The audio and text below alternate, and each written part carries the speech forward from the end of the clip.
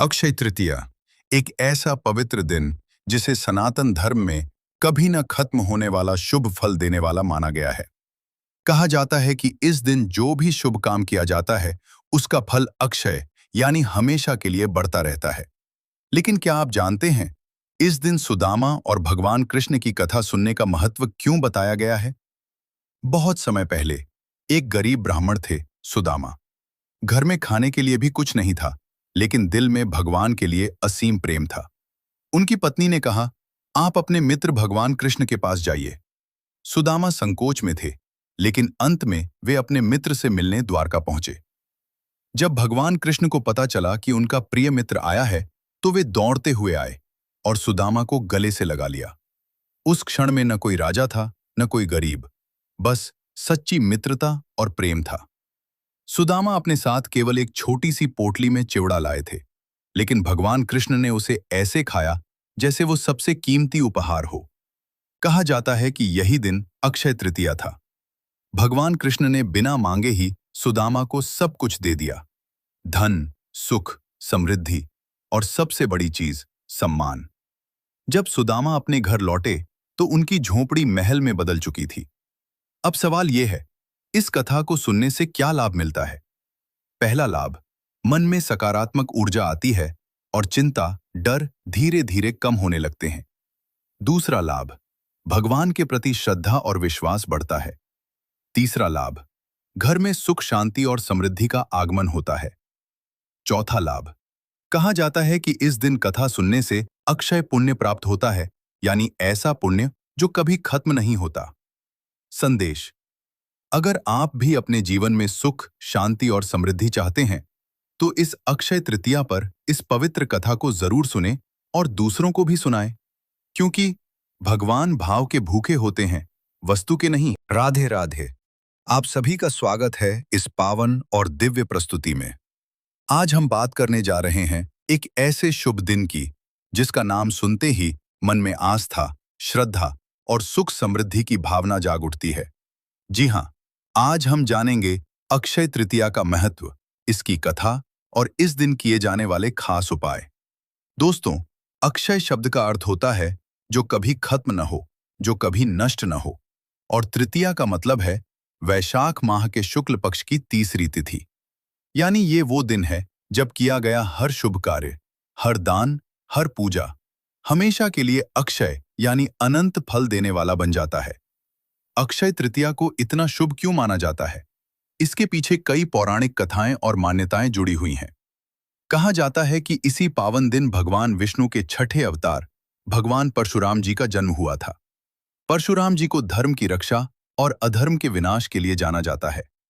उनका जन्म इस दिन को और भी पवित्र बना देता है।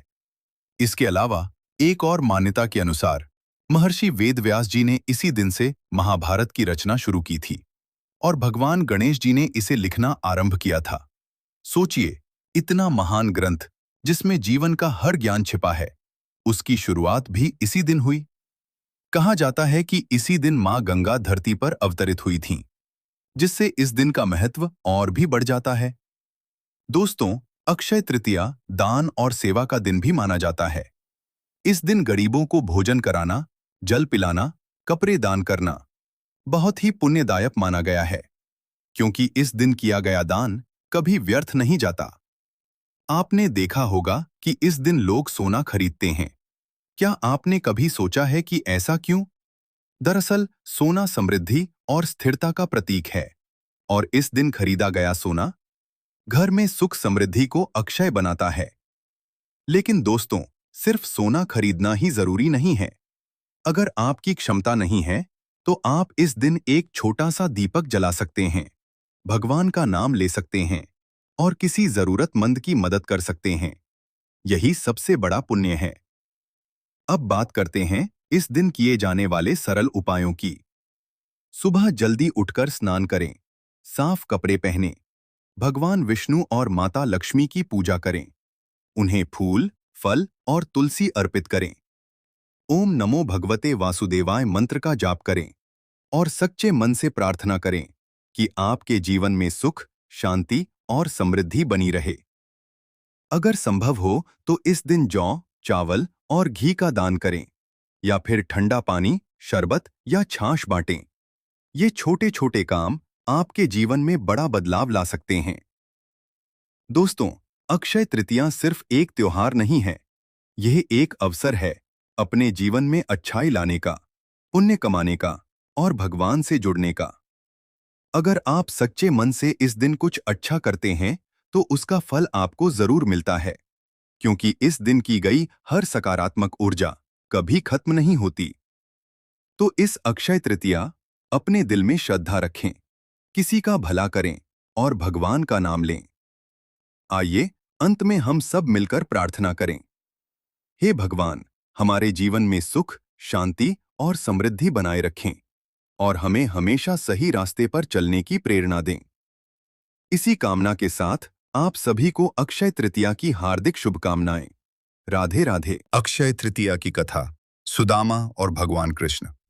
बहुत समय पहले सुदामा नाम के एक गरीब ब्राह्मण थे।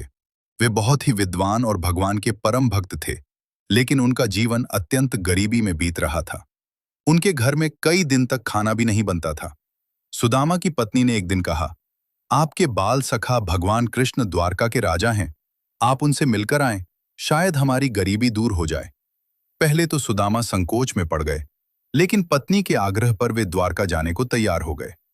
घर में देने के लिए कुछ नहीं था, तो उनकी पत्नी ने पड़ोस से चावल उधार लेकर थोड़ा सा चिवड़ा पोहा बांध दिया।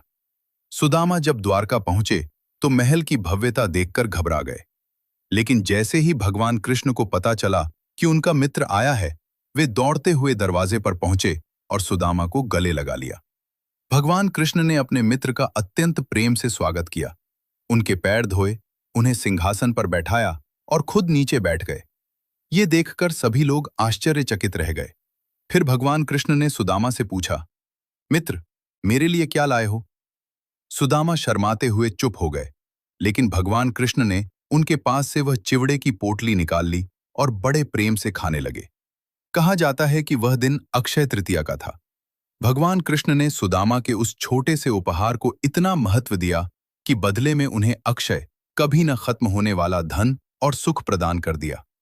जब सुदामा अपने घर लौटे तो उन्होंने देखा कि उनकी झोपड़ी एक सुंदर महल में बदल चुकी है और उनका जीवन पूरी तरह बदल गया है। कहानी से सीख। सच्ची मित्रता और प्रेम सबसे बड़ा धन है। भगवान भाव के भूखे होते हैं, वस्तु के नहीं। अक्षय तृतीया पर किया गया दान और पुण्य कभी खत्म नहीं।